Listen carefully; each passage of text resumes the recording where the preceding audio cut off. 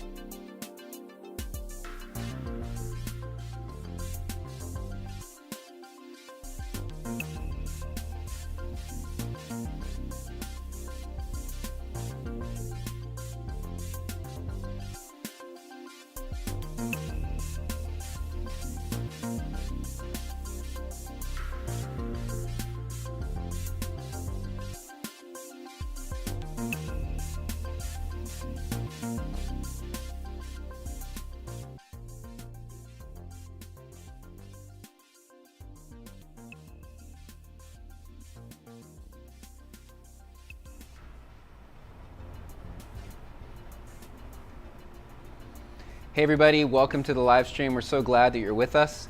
Today we're going to be talking about introducing new songs to your church.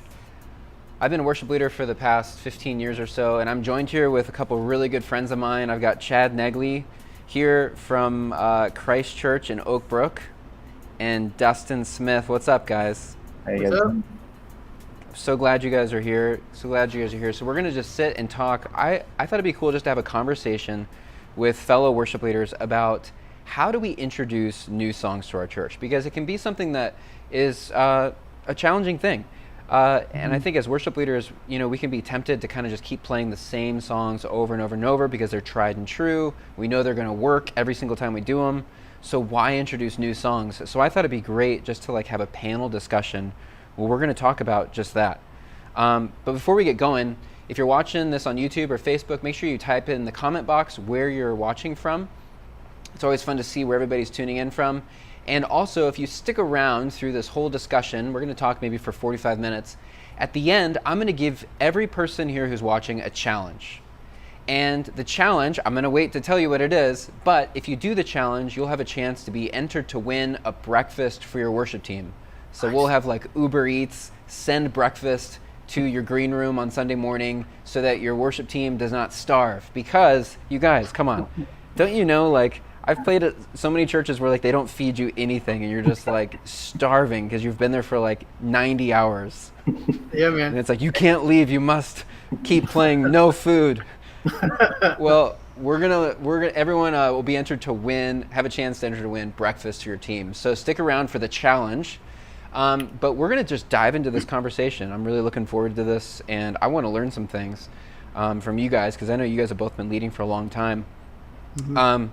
So And I think I'm just going to throw out a question, and you guys can just dive in and let me know what you guys think, all right? So we're going to talk about 3 areas today. We're going to talk about why you should introduce new songs at your church. We're going to talk about when you should do it. And we're going to talk about how, like practical tips on how do you actually introduce new songs to your church. So Chad, how about each of you guys, first of all, just give us like a 20-second quick just introduction of who you are, where you lead, how long you've been leading worship. Chad, go ahead and kick us off. Yeah, sure. Thanks, Matt. My name's Chad Negley, and I'm a worship leader at Christ Church, which is located in Oak Brook, Illinois, about 30 miles straight west of the city. We've got both classic and contemporary worship. We run about 6 services a weekend, and 3 contemporary and 2 on the classic side. So crazy. Yep. Dustin? Awesome. Yeah, I'm Dustin Smith. I'm at Mission Church in Bloomingdale, Illinois, right down the street from Chad and Luke Community Office. And over the past 7 years, I've gone from like a volunteer role on the worship team to coming on and leading the worship and tech teams here. And it's just been fun to go from portable to permanent and still trying to introduce new songs, keep the worship culture going, tried and true to us. So it's been fun. Yeah, this is awesome. What I love about this setup that we've got here is that, Chad, you're at a church that's kind of been established for like, 100 years or something?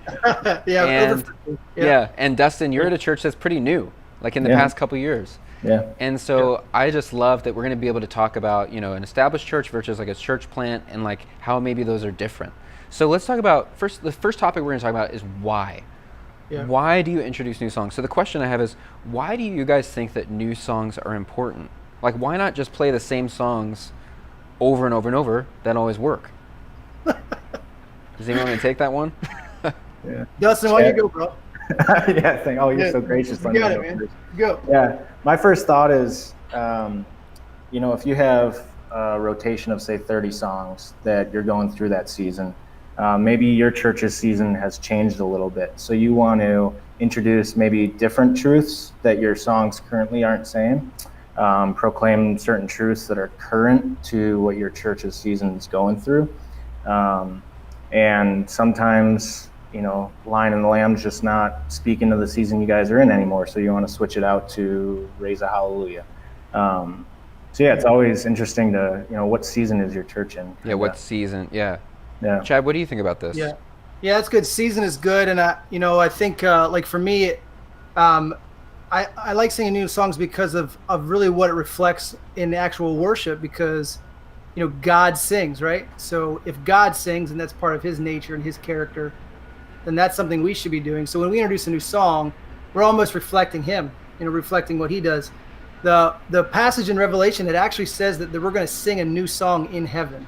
Yeah. It's not just something we're doing here to grow in our walk with Christ, but it's also something all of us are going to do when we get there. Is going to be a new song. So we're, in a sense, following that model that's already been laid out for us. Yeah. That's interesting that you chose the verse in Revelation, because I was actually thinking of the verse in Psalm, which is more of a command of sing a new song to the Lord. Like It's not saying, hey, sing an old song to the Lord. Sing a song that is like, and I'm not saying that like he's saying that you can't sing an old song. But I do think it's interesting that it's like that God is interested in new songs and like what's happening in your church and what are new songs that are being written and like fresh ways of saying maybe the same old truths. You know what I mean? I kind of liken it to a relationship, because I think as you're in a relationship and you go along over the years, you have to come up with new ways to say the same thing, right? Yeah. So it's very similar to that in terms of the congregation's relationship with God. As they grow, as the church grows with God, we've got as worship leaders create spaces for them to express themselves in a new way, since in theory they're growing with Christ. Yeah. Yeah, that's right. Yeah. Yeah, because it's not like we're inventing new truths or anything. Like the Word of God is the Word of God. It's not changing. Mm-hmm. But I do think that like there are new creative ways to say things that connect with a generation. So I think about a song like So Will I, right? Yeah. Is like, when I first heard that, I was like mind blown. And it's saying all the same truths you've heard before, but in a very different, fresh way. And I just think those kind of fresh ways can like ignite new springs inside of people.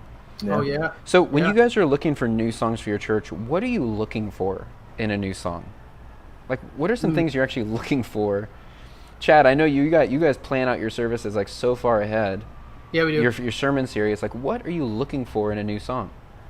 Yeah, going back to what Dustin said, in terms of the season, he talked about maybe we might not do Lion and the Lamb, but we might do a song that says something else that kind of runs the whole the whole timeline of the different expressions that we have in worship. So a lot of times I'm not just looking for a song that will go well, but I'm looking to kind of fill a gap so that I can create a diet, and that's sort of for our worship congregation to experience God. I'm trying to fill the gap because 30 songs is not going to cover every theological idea or every expression of worship or every character of God. And so I'm always trying to find a song that kind of fills some of that gap. What are you looking for, Dustin? Yeah, one thing that's really been in this season really looking for is songs that show like the whole arc of the gospel. The kind of, you got, say you open up your worship set with a high energy song. How do you move your congregation from, getting relaxed, getting ready for it, into really hearing the whole arc of the gospel within the next 7 to 10 minutes, which has really been interesting to songs that have been coming out, of just seeing that recently of the new albums that have been coming out. So yeah, just more substance in new songs, because some of them are just really exciting and good and kind of get you relaxed and ready to worship. But ones that are really just like really get you into that. Yeah, right. Into that, worship. Yeah, right.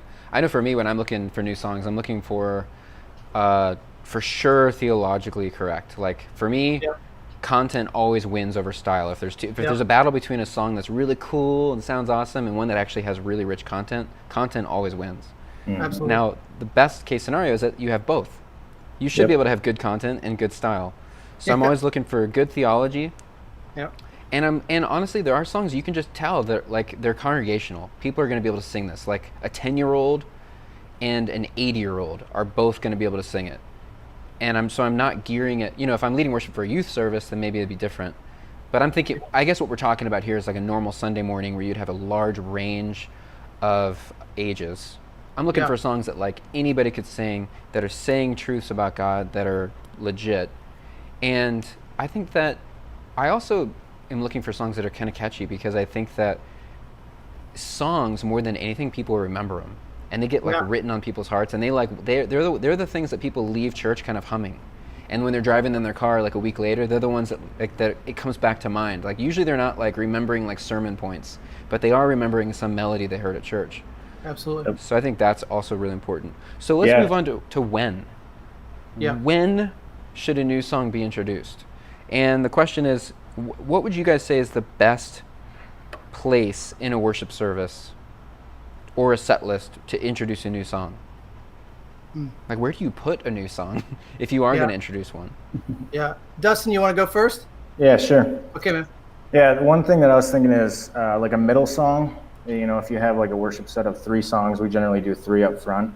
That second spot is safe, because you can either introduce it or, people are already in. They're in. Their shoulders are down a little bit after that first one, so they're ready to learn something new. It would probably be the best place for me is like in the middle of the worship set. Yeah, in the middle. What about you, Chad? Where do you guys usually introduce new songs? I do it all over the place. Like I really like doing a new song up top, because the congregation doesn't know the song, and so I can already anticipate, their participation with me is going to be very low. And if I really want to aim for participation within a 60 or 75-minute service, I want to be careful about how far down in the liturgy or the worship set or the song set that we put a new song, because that's instantly going to break participation. That's why I like doing it up top. But I also like doing it later, because it gives me as a leader a chance to explain the big why we're doing that particular song. And then it gives me a chance to do a pre-teach in the service, or then gives me the opportunity to then come back later to it. So I've done it in all different places. I guess it really just depends on, the style of the song and where it fits, theologically and musically within the whole service.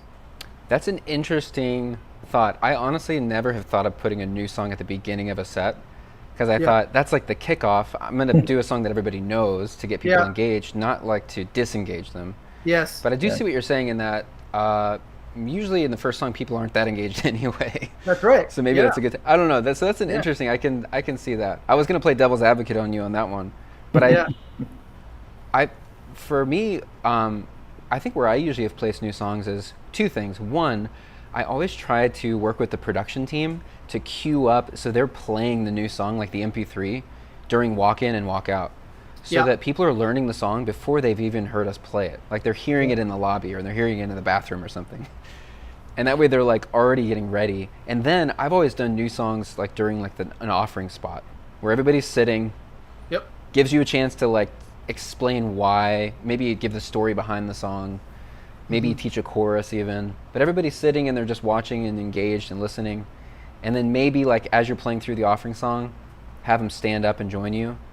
And then the next week I actually put it in the worship set. If it works. You know what I mean? You can tell. And we're going to talk about that in a minute. But so that's interesting. I do think though that the general consensus here is you don't really want to put a new song in the like the supreme heart spot of a worship set. Like you probably don't want to do a new song like when everybody, I don't know. I guess it comes down to preference. But you want to be like very thoughtful about where you're doing it, I think, is the idea. Yeah, being thoughtful is important because I like for me, there's huge value in just listening in worship, right? So if you take a new song that isn't a fast song, but it's a slow song and no one knows it, there's a lot of power in doing that song in a way that gives the congregation a chance just to sit and listen and take it in and let it settle in their heart like they would actually be hearing scripture read over them. So yeah, I totally agree. The thoughtfulness behind the song helps indicate where we could put it. Yeah. So would you guys say there's ever a time in a church when you should not introduce a new song? Like when is like the big no, like, wow, that's probably a bad idea? Like, are we talking holidays? Is it like, is Christmas Eve not the night to do it? Or is it maybe? Easter Sunday? People introduce new songs all the time on Easter Sunday, I feel like. It's when you come out with like the brand new, like huge gospel choir, like song that just came out a couple weeks before. But what do you guys think? Is there a season in a church when it's probably not wise to introduce new songs? Yeah, me and Chad were kind of talking about this beforehand of, if you're in a vision series or if there's a lot of information that your pastors are leading your congregation in, it's probably wise to serve your congregation in a way of giving them stuff they're really familiar with. So you're setting the pastor up for success to lead them in something new because they've had 20 to 30 minutes of familiar worship songs. So I'd say that's one time, like, get with your lead pastor. What's going on in this church on Sunday? Is there a big initiative that they're announcing? Let's serve the congregation that way. Yeah, that's really good, Dustin. I like the idea of serving the congregation like he's talking about. When people come to Christmas Eve, there are so many expectations that they have coming to a Christmas service. And one of them is they want to sing the Christmas carols, right? So if I bust out my brand new Christmas song that I've written in front of, however many people decide to come for one or two times a year at that particular service, I've completely eliminated them singing with me and I've let their expectation down, right? So I try to not to do new music on Christmas Eve simply because of that very value. Like they're coming, they want to sing, and so I'm gonna do everything I can to enhance that. Even if it sounds different. I'm not saying necessarily the style of the song, but man, like on Christmas Eve, I stick to the carols because that's what they want to sing, right? Yeah, that's such a good point. It's probably not a good time to play your like brand new rendition of Silent Night that has a different chorus and different verses. And that's right. Like people just want to sing the standard Silent Night. Give the people what they want. But do it beautifully, do it with passion and creativity. But man, don't take something that is sacred to people who have the expectation they're going to get to do it and then just twist it. 'Cause you lose their participation in a second. I think one of the keys too is not introducing new songs every single week, like constantly. So like one reason that you should not introduce new songs is if you just did it last week.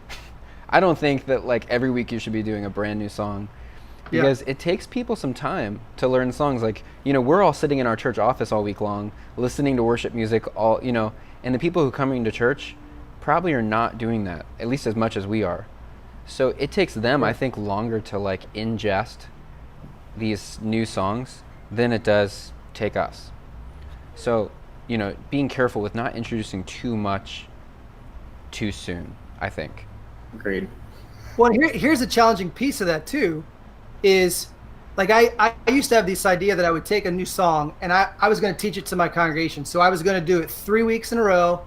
I was going to take a weekend off, and then I was going to come right back with it on the 5th weekend, right? Yep. And then I would assume that after 5 weeks, doing it 4 times, my church would know the song. But the problem is, my church isn't coming every weekend. They're coming maybe twice a month at best. So now you're literally talking about introducing a new song, not just within a 4-week time period, but an 8 or a 9-week time period, so that people at least get to hear it 2 or 3 times, right? So that really stretches out the timeline for a new song. And then you take that and you put that on a timeline of 52 weeks. That's not a lot of new music. Yeah. The one thing that we kind of realized was when we're starting to get sick of the song, the congregation's just starting to learn it. It's so true. Yeah. So you've played it 3 times at rehearsal. You've played it twice on Sunday morning. Then you lead it every service. You do it for 3 weeks. You're sick and tired of that song. Yeah. But the congregation might just be catching on to it. True. That's a good point. So how far in advance do you guys usually plan new songs? Like, is it something where you hear a song on a Thursday night that just came out and you're like, oh yes, we're doing it this Saturday night?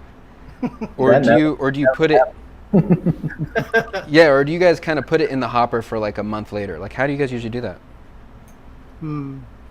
Yeah, I'd say at least 2 weeks out. There are times that, you find out on Thursday what the pastor's, preaching on, and you're like, actually this song would fit way better. But I think 2 weeks is good for, I think we'll get into it later, but to get your band prepped, to get your congregation prepped. There's cool things that you can do during the week to prep your congregation. So I'd say at least 2 weeks before trying to introduce it in service. Yeah, 2 weeks is good. We work 8 to 10 weeks out on our set lists, at least from a big picture standpoint. And we're always trying to do like one new song per season or per quarter or per sermon series, however the calendar works itself out. So I agree with Dustin. The idea that you can give time to your teams to not only learn the song but own it and let it be an authentic expression plays dividends for you when you talk about then translating that to the church. Mm-hmm. When the congregation hears it for the very first time, they're going to be thrown if they're looking at musicians who don't know the song well or don't own it. It's not an authentic expression of their worship. Right. So time is very, very important. Okay, so before we move into the last category, which is how do we introduce new songs, and this is going to be the really, I think, important category, because this is like the practical tips and steps that worship leaders can use to, like, how do you actually do this? I'm going to throw a curveball question at both of you. What is a new song in the past month or two that you have introduced at your church that really went very well? Like, people are loving it. And I will start, and I will say that a new song that, it's actually a song I've played for a long time, but I've started introducing it when I travel to different churches, is Yes, I Will. Yep. And people just love that song. It's just super easy. It is like very powerful anthem. Chad, what's a new song that you guys have introduced? Yeah, we've introduced we've done 1,000 Tongues. Done Stand in Your Love by Bethel. Trying to think. We did Echo a few weeks ago. That was kind of fun to try to do. So those are 3 that I know we've gone after recently. Echo. Yeah. Interesting. Yeah. Right. I have not tried that one. Yeah, it's not an easy song. You got to be like Torrin Wells, right? And I feel like. All right. I don't have that kind of voice. Dustin, what about you, man? Yeah, Move by Chris McClarney and Jesus Culture. Oh, I mean, I've been living with it for, how long did it come out? Like 2 months ago, maybe even longer than that. yeah. But we introduced it 2 or 3 weeks ago, and it's just catching on like fire. And like last night we had like a partners meeting, like a members meeting, and it was just like, you could cut it with a knife in the air of just the worship that was happening in there. Yeah. And it's like, and that's one of the songs that not necessarily have to explain the lyrics because it's catchy. It's common themes in it. Yep. So that's just been great. And Raise a Hallelujah in the past 2 months is just, it's really. Yeah. Raise a Hallelujah, Bethel music. It's a beautiful song. It's interesting how like when it works, you know it works. And when it doesn't work, you also know when it doesn't work. I will say that a song that I've been surprised by, because I bet you guys have had this experience before, where you think that a song's really going to work because it like maybe really moves you. Yes. And you think, okay, we're going to do this on Sunday morning, and you do it, and it's just like, wow, it doesn't seem like that really worked. I will tell you that, and you guys might disagree on this one, but from my experience, I've been surprised at Goodness of God. I love Goodness of God. But when I've played it at churches, it seems like people are just kind of like, okay, it's good. Yeah. I don't know. Is there a song like that for you guys? Does one pop into mind where you're just like, oh yeah, I thought that was going to go really well, and it didn't really like hit as hard as I thought it would? I did not prepare you for that question, but I'm just curious if one pops in your mind. Yeah, I'm blanking on the title right now. Elevation, not God of Miracles. Yeah. Is that Elevation or is that McClarney? I'm blanking on it. It's very similar, but that one just pumped about. I'll have to look it up. And some songs are just for like a specific time and place, like, or maybe it's just like one service, like, where it's theme It's focused. interesting because the idea that a song doesn't work is such an interesting question because there's so many non-objective reasons as to why it may or may not work. And sometimes what feels like it's not working for me is just doing great work in the hearts of my church. Yeah. Right? And it's really interesting because you said Goodness of God. That's actually a song that we introduced at Christ Church 4 months ago, maybe, shortly after the album came out. And of all the songs on that album, that was the one that grabbed me. And I think why it's actually worked when I've done it is because I've explained that this song is actually a song that looks back. It's a backwards song. And so if I'm kind of cueing the congregation into why they're singing what they're singing, suddenly those lyrics have a little bit more value. Does that make sense? Yeah, totally. Putting some sort of story, meaning the why behind it, which I think is another important thing when we're introducing new songs, is to maybe even have a little like, just, it doesn't even have to be long, like a 30-second, just explain like what this song means to your church, or to you as a worship leader. True. Yeah.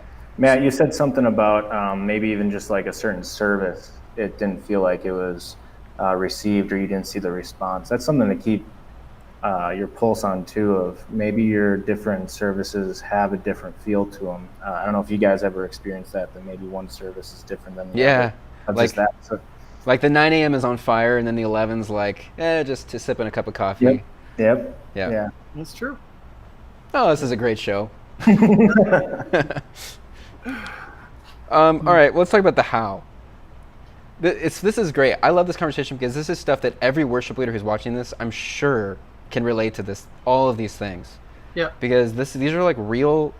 I mean, we have to be like adding new songs. Like we have to be kind of like changing and growing, and these are all questions that I'm sure people have, and have to kind of deal with. So here's a question: like, so how do you help your band learn new songs? So are there any strategies that you use when you hear, a new Bethel song or whatever? How do you get your band to then also learn them and catch on? Yeah, Chad, do you want to go first on that? Yeah, I'll jump in. One of the things we do is we take the song and we break it down into sections, and then we actually create our own tracks to go with those songs. So then we send it to the team, and then the team has it weeks out. So that's one method I've done where I actually just create the arrangement the way we're going to do it and send it to them weeks in advance. Yeah. That they get it. Another thing that I've done is I've actually said, hey guys, we're going to do a new song in September. And so I've added 2 or 3 songs in an email chain to my band and said, these are 2 or 3 songs that we're looking at over the next few months. Go check these songs out. I don't know when we're going to do them yet, but I know they're coming. So here they are. Yeah. And that's helped. Yeah. You said it. It's like give your band as much runway as possible with them. Matt, you said it earlier of like, so they can own it, they can live in it. And then, thinking about giving them a 2 to 3 sentence reason why you want to introduce that song. And it's not just like my preference, this is why. And then resources. Yeah, right. Send the song to them, tell them why. Yep. Yeah. Tons of great sites out there. And that's a pretty basic one. It's just sending it to them ahead of time too. It's just being organized, being administrative. That's probably the thing where you probably don't want to introduce a song 2 days before Sunday. Yeah. It just comes down to being organized, just somewhat ahead of the game. So, well, and the resourcing is good too, because each musician learns the song differently, right? Yeah. So giving them multiple forms of the same song is helpful. So yeah, we give every link possible to that song. If there's more than one version on YouTube, I'll try to send it over. Yep. Because I want them to experience not just the song in one form, but in multiple forms. Yep. If I've got a worship team member who really likes Apple Music, and I got another worship team member who lives in Spotify, I'm sending both links. Yeah, right. And there's even like YouTube videos where artists do like tutorial videos for drummers and bass players, and those are good too. Yep. So how do you help your congregation learn the new song? Do you introduce it, or do you just play it? I know we talked about this a little bit earlier, but let's just dig down a little deeper. When you're actually introducing the new song, how do you get your people to learn it? I'll start on this one if I can. Yeah. And I don't do this every time, but there have been times where I literally will just start. I'll be like, hey, I'm going to teach you the chorus right now. It's really simple. And I just, on my acoustic guitar, just sing through the chorus like twice. Mm-hmm. And then actually launch the track and launch into the song. Yep. Yeah, that was one of my first thoughts on that, was just add a chorus or a bridge to a similar song in a similar key. So they're already into that moment. And then you add something out, like a tag onto it, and then you can roll into the next song. So like maybe the week prior of doing the full version, you add a tag, so they're like, oh, we sang that last week. And lead them off track, of course, a few times, get them singing, get them catching the melody. Oh man. Yeah, that's good. Getting them to sing with it is huge. So we've actually taken songs apart, and like you guys have said, take a chorus or a bridge. The pre-teach is powerful because it actually creates a moment in worship that doesn't feel like everything else. We're actually just having a casual conversation. Yeah. I think sometimes we do music and then there's this like fake facade or invisible facade. And when I strip all that out and I just have, hey guys, we're going to do this new song today. It's one that I'm passionate about. Suddenly they're relating with me as the worship leader in an entirely different context. Yes. And anytime you can break down that barrier and that wall in front of the stage between you and the people is a win for sure. It's a total win. People love when they can just connect with, oh yeah, he's a real person. Yeah. This isn't some show we're watching. The other thing I've done is I've actually done a new song twice in the same service. So I'll do it up top, and then I'll indicate, hey, we're going to come back later in the morning and we're going to sing this again. Ooh. So I'll introduce the song up top in the worship set, and then actually the response to the sermon ends up being a reprise of the new song. So I'm actually getting it twice in the same service. And people like that because they like to sing new songs. And if I give them a chance to hear it and learn it and then come back and do it again, all within the same service, the participation value goes way up. Oh, yeah. Boom. Yeah. That's a great pro tip right there. Everybody listening, everybody watching, you could reprise it at the end of the service. I think that also goes with like walk in, walk out music. Play the song, have your production team play it in the walk in, walk out. Or have your social media team, your marketing team, use it in like a church video that they're posting in the middle of the week. Bingo. There's so many little touch points you can do to like start introducing it to people. I've seen too, like some churches will actually do the song on the weekend, and then they'll come back and they'll do like an uncut acoustic version of it to put out on social media. I've seen other churches do that. That's really cool. Just to get the song in the rotation so people keep hearing it. So let's do a little round robin here for a minute. let's go around and just say, at your church where you're at, on average, how many new songs are you introducing per month? Is that a fair question? Mm-hmm. Yeah. And it could be 0. Your answer could be 0. I'd Mine say- would probably Go be ahead. 1. Mhm. What about you guys? Yeah, I'd say max 1 a month, because Chad, you were saying earlier, like doing it 2 weeks in a row is super helpful, and then taking a week off and then bringing it back that following week. So Yeah. right there and alone is that month you've introduced that one song. It's even kind of scary sometimes to go into the next month introducing another one, because like we talked earlier, they might have just caught on Right. the previous month. Yep. Right. Yeah, we're anywhere between 10 and 12 new songs a year. Okay. Any more than 12 a year is almost putting too much in front of them. If the highest value is to get them to sing with you. Yeah, right. In some places, some contexts, singing with us is not the primary value. But if you're in a congregation where the primary value of worshiping is to get them to sing with you, any more than Yeah. 12 songs a year and you've overloaded the congregation. That's a good point you just brought up, because I was just thinking, there's a church that I lead worship at here in Chicago. I was on staff there for like 9 years, and there is a portion in their service, they call it the special, and it usually happens during offering. Yep. Every single Sunday, there's a special slot. So we do a normal worship set, and then there's the special, and that's a new song. It's something, and it's not necessarily a song we'll ever sing again. Right. So it's just like some random song that we'll sing, and it's actually more singing over the people than expecting them to sing with us. And Right. that's just the way that the church, that's just one of the things the church wants to do, is have that special moment. Yeah, I think as worship leaders, we want to identify the function of the song. Yeah, that's important. And if we can understand the function of the song we're bringing to the church, then we can then determine where in the service it can go and how often. Yes, right. Yeah. So I guess technically at that church, I'm playing 52 new songs a year. All right, so how, once a new song is introduced, like once you've actually introduced it, how often do you sing it? Chad? We're seasonally driven. So let's say I introduce a song that is kind of centers around the idea of repentance and confession. Man, from like February up until the beginning of Easter, that's a beautiful season to be singing songs of confession and repentance, because at our congregation, we lean into the Lenten season, where singing a song of confession is really powerful during that time of the year. It's not often that we would come back to that expression of worship for the rest of the year. So for us, it's more of a seasonal decision. Yeah. Especially if the song is Advent driven, you're not going to be singing that in June. Yeah. Right?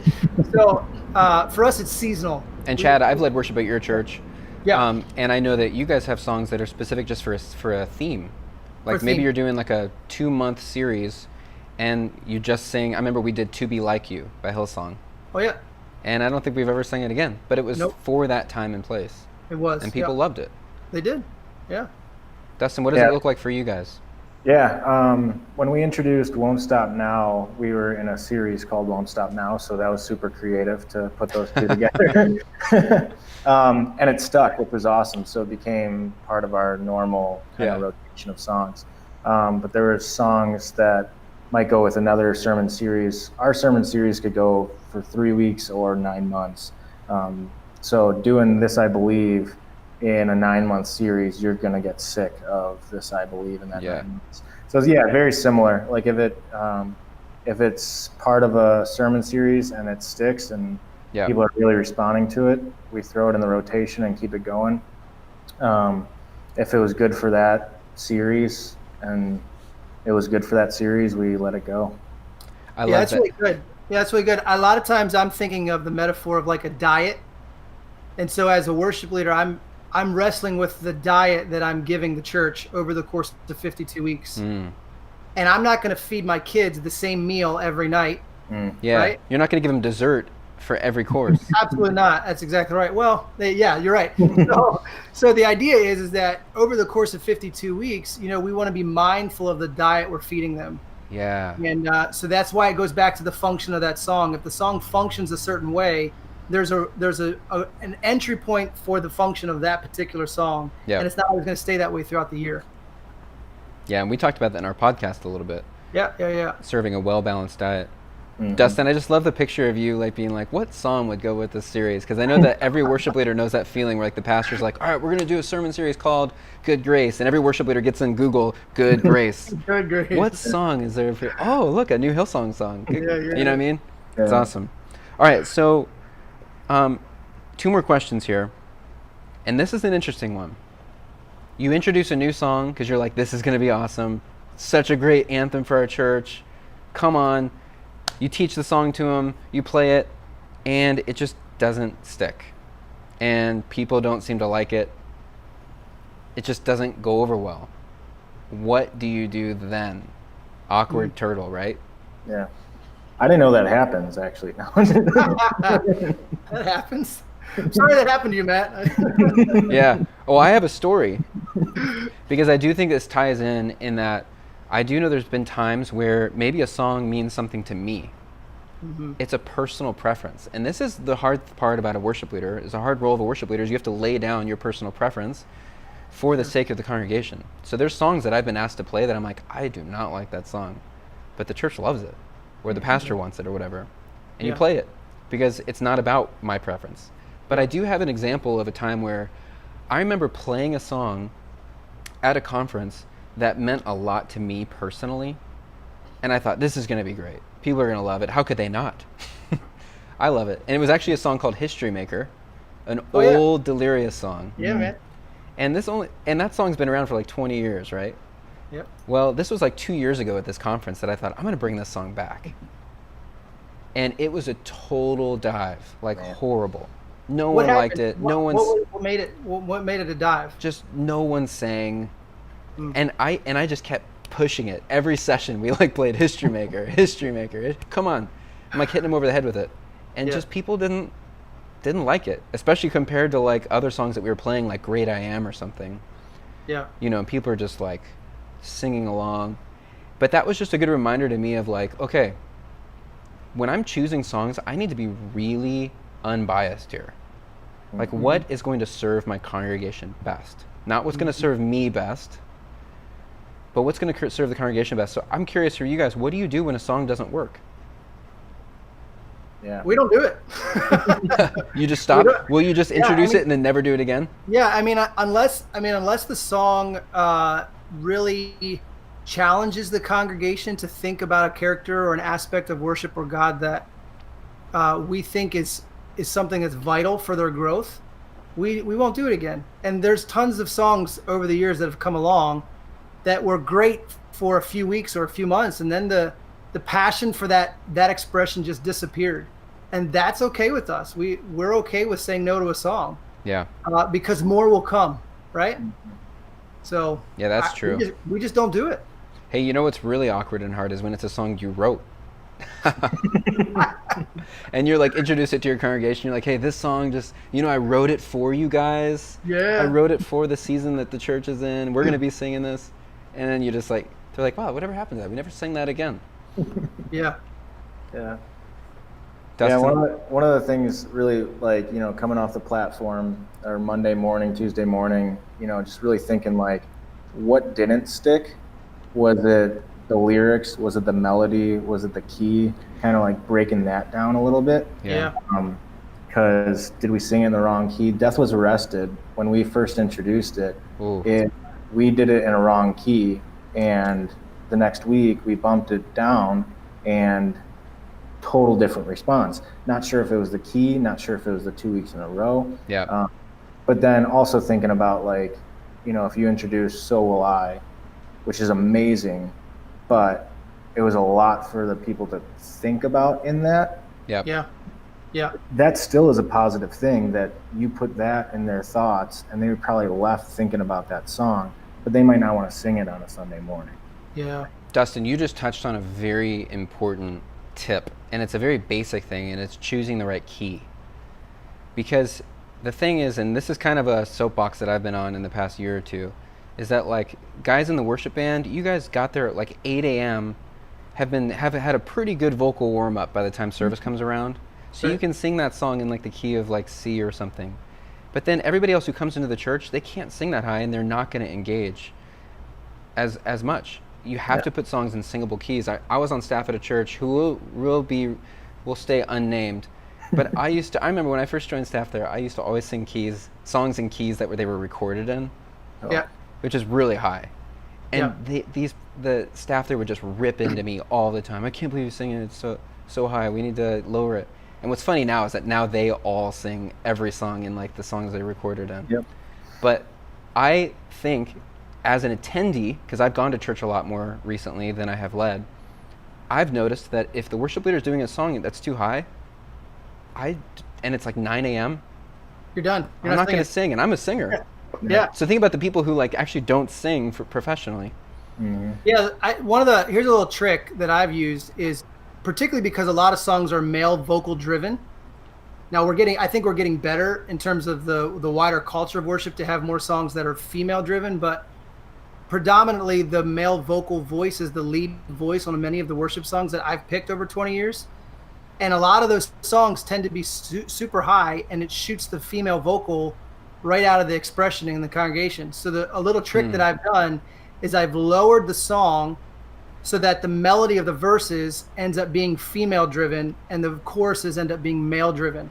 Yeah.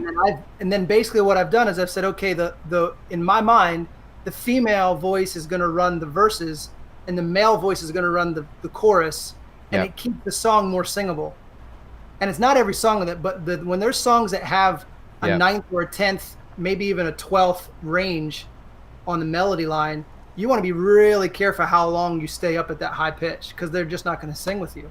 Yeah. Goodness of God, Lord, I Need You. Those are great songs to do that with. Cornerstone. Yeah. Cornerstone's a great example of Those are that. solid. Yeah. Okay, so final question. How do you actually gauge if you're going to keep a new song or if you're going to get rid of it? So how do you, this kind of goes on along with what we've been talking about, of like, how do you know if a new song is worth keeping or not? Because Theology. Like doctrine. What are we giving our church? What are we teaching them? How is it informing them, and how is it forming them? And if a song's not going to inform and form them over the course of 2 or 3 years, is it really that valuable to us? For me, it's going to be, I'm going to keep songs that keep my congregation moving towards Jesus, moving towards their understanding of God, and growing in their expression of worship. And some songs are good for a season, but they don't keep the worshiper moving and forming. So that's a big thing for me. So is whether they sing or not a factor?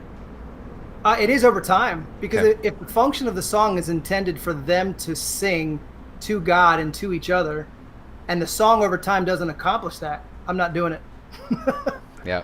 Yeah.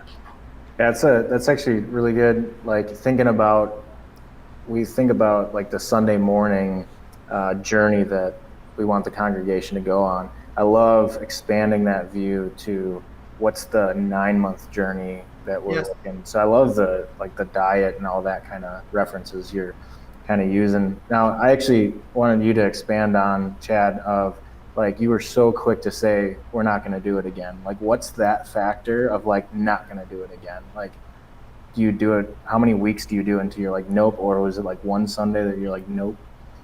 Yeah, I don't think I've ever had the feeling after one weekend that we'll never do that song again. But I think that's a kind of a learned discovery with my congregation over a period of weeks or months to decide whether a song really works or not. And again, for me, it just goes back to the substance of the song. So there's been a few songs that we've done over the years, and we've done them 4, 5, 6, 7 times. And then you just kind of think this isn't really moving my church. It was good for that series or that set, that particular service, but it's not one of the songs that I'm going to put in my 30 or 40 songs for the life of my church. So yeah. Yeah. One of the things that we kind of gauge it is more of, because it's easy to come off the platform and just be like totally discouraged on, you don't see the participation and stuff. So definitely seeking, I mean, we all have that like 5 people in the congregation that you really, really trust their opinion and they're really looking out for you. Getting their feedback on it. Like, what was it? how did it go over? How did it speak to them? But they're not in it all week like we are. So how did it feel in that? And if it was, those people that you like truly trust their advice, that's my first thing to do. Yeah, that's a good point. Getting feedback, asking your pastor. Mm-hmm. But I do think that for the most part, new songs need a couple times to give to get a good judgment call on. Let's cut it. It was good. It was fun while it lasted. Yeah. I think for us too, like we underestimate the vulnerability it takes to sing. And for someone like us, we love to sing. It's part of our passion and our makeup.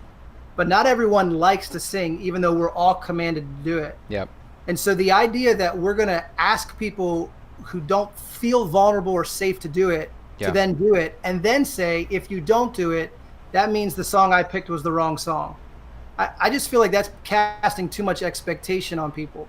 So for me, the reason I would cancel a song is if I know that without a doubt I have done due diligence to create safety for them to sing with me. And if after that happens, it's not working, then that's when I would be like, okay, this isn't for our church. Yes. As long as we've done our due diligence to serve a well-nourishing meal. Yes. It's up to the people to partake in that, and it's really up to God at that point, to actually do the work in people's hearts. Like, we take so much of the responsibility on ourselves, as if we can change people's lives. Mm-hmm. But we just need to do our part in serving solid songs that are speaking good theology and leading people well in that. So I think that's so good. Guys, I love you both. And I'm so glad that we were able to have this conversation. The only thing that was missing was a cup of coffee, or 3 of them. Yeah. But thank you guys for what you're doing in your churches. And I'm sure I'm going to see you guys soon. But thank you for joining this call. This has been a good discussion. Yeah, thank you. Thanks, Matt. So everybody, that was very, very interesting to just talk about how to introduce new songs at your church. It can be a challenging thing to try to figure out. So I said at the beginning of this that we're going to give you a challenge. And here is the challenge. Everybody watching this video, what I want to challenge you to do is we're going to push you to introduce a new song at your church within the next month. So the way it's going to work is we're going to help you with this. In the next 48 hours, I want you to find a song on Loop Community that you have not introduced to your church yet. You have not played it yet. Find a brand new song at loopcommunity.com, get the track, send the resources to your band, and introduce it to your church in the next month. All right? You're kicking off the fall season here pretty soon, so this is a good time to introduce a new song. We don't want to be just singing the same old songs at our churches. We need to be bringing fresh new songs, sing a new song to the Lord. So for the next, we're going to help you with this too. We have a promo code that's going to give you $5 off any track that you want on Loop Community. So just use the promo code new song. Promo code new song during checkout. That'll give you $5 off. And you've got 48 hours to do this. So 48 hours, find a track, and then in the next month, introduce that song to your church. Our team is going to be checking in with you. Every person who uses this promo code, our team is going to check in with you and just see how it went at your church, introducing this new song. And if you do this, you will be entered to win a free breakfast for your church worship team. We're going to send breakfast via Uber Eats or whatever to your green room on Sunday morning to make sure your worship band is well fed. All right, so make sure you check that out at that promo code, $5, new song. Introduce new songs at your church. It will just add so much new life and creativity and just freshness to what you're doing. So thanks so much for joining us in this live stream, and thanks for being a part of the community. We'll see you soon.